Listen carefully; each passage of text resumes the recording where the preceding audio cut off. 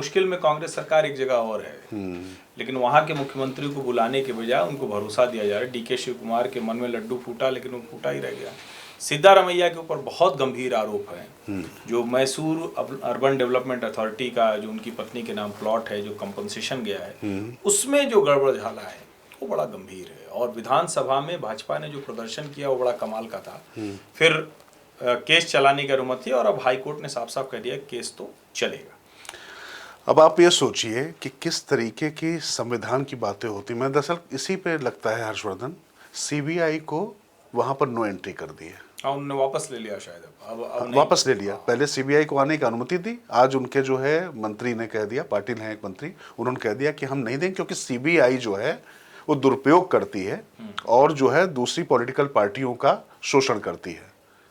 अब कुल मिला के आप बताइए कि कभी पश्चिम बंगाल सीबीआई को अनुमति नहीं देगा, कभी ये अनुमति नहीं देंगे। जैसे सीबीआई तो मोदी जी गुजरात से लेकर चले आए, मुझे कई बार ऐसा लगने लगता है कि इस तरीके का वो देने की कोशिश की जाती है। और दूसरी बात यह है कि सिद्धारमैया ने जो किया वो 16 प्लॉट हैं जिनमें अनियमितता की बात आई है, उसमें खुद भी हैं और अपने साथ साथ पत्नी को भी उन्होंने मुआवजा दिलवा दिया है। अब जिस तरीके का ये भ्रष्टाचार हुआ है इस पद पर बैठे हुए व्यक्ति को लेकर, उस पर तो कांग्रेस आला कमान को सख्त होना चाहिए था, लेकिन वहां पर वो जाकर उनको अभयदान देने की कोशिश कर रहे हैं। और जबकि डीके शिव कुमार और सिद्धारमैया के बीच में इतनी ज्यादा चल रही है कि ये पता चल जाए कि डीके शिव कुमार का अधिकारी है तो उस अधिकारी को कोई अच्छी पोस्टिंग तक नहीं मिल रही है। कार्यकर्ताओं की तो बात जान दीजिए, वहां पर इस तरीके की चीजें चल रही। अच्छा, ये भी सच है कि वहां पर जब चुनाव हो रहा था तो उसमें जो संसाधनों की बात है और तमाम जो मुद्दे थे इसमें लड़ने की बात है, उसमें शिव कुमार ही आगे थे। लेकिन अब सिद्धारमैया पर जब चीजें सामने आई हैं, अच्छा ये कोई ना शिव कुमार लेकर आए हैं ना ही भारतीय जनता पार्टी लेकर आई है, भ्रष्टाचार का मामला आया है, हाई कोर्ट के आदेश पर हो रहा है, लेकिन उसके बाद भी सिद्धारमैया पर जो है कुल मिला के नहीं, लेकिन अब कोई क्यों कुर्सी छोड़ेगा? जब अरविंद केजरीवाल जेल में रह गए इतने दिन, तो अब तो उदाहरण आ गया है ना, काहे को आप उन्हीं को परेशान कर रहे हैं? हाँ, दरअसल दिक्कत ये तो रास्ता दिखा दिया ना अरविंद जी ने सबको कि भाई कुछ नहीं करना है, बस ये कहना है कि पॉलिटिकल वेंडेटा है, भारतीय जनता पार्टी पीछे पड़ी हुई है, मोदी और अमित शाह सबकी कुर्सी खा जाना चाहते हैं।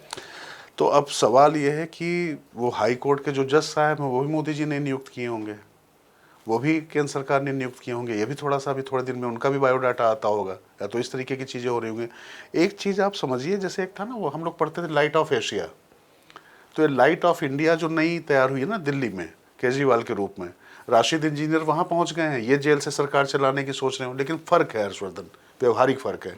यहाँ पर फ़र्क इसलिए नहीं पड़ा क्योंकि यहाँ पर केंद्र शासित प्रदेश है ये, यहाँ पर लेफ्टिनेंट गवर्नर वाकई जो प्रशासनिक कार्यों के लिए बैठा हुआ था और केंद्र की बहुत ही योजनाएं हैं, लेकिन वहां पर तो सब कुछ मुख्यमंत्री को ही करना है। बड़ा राज्य है, दिल्ली जैसा छोटा राज्य नहीं है वो तो वहां नहीं हो पाएगा। लेकिन मैं आपको बता रहा हूं कि सिद्धारमैया को बचाने के लिए राहुल गांधी और जो मल्लिकार्जुन खड़गे जितनी पूरी टीम है वो पूरी तरीके से जुट गई है कि उनको लगता है कि सिद्धारमैया को ही वहां रहना चाहिए, क्योंकि उनकी वोट बैंक पॉलिटिक्स भी है और उसके साथ में उनको लगता है कि वो मैसेज भी देते रहेंगे। लेकिन भ्रष्टाचार के खिलाफ बात कर रहे हैं, वो अंबानी अडानी का नाम लेते फिरते हैं, लेकिन सिद्धारमैया जो खुद अपने मुख्यमंत्री रहते हुए जिस जमीन का वो काम कर रहे हैं उस पर उनके साथ वो खड़े होते दिखाई पड़ रहे हैं। आप लोग भी सोचिए कि नेता, मुख्यमंत्री, मंत्री भ्रष्टाचार के मामलों में फंसते हैं और वो बड़ी बेशर्मी से हंसते मुस्कुराते कुछ भी बोल देते हैं।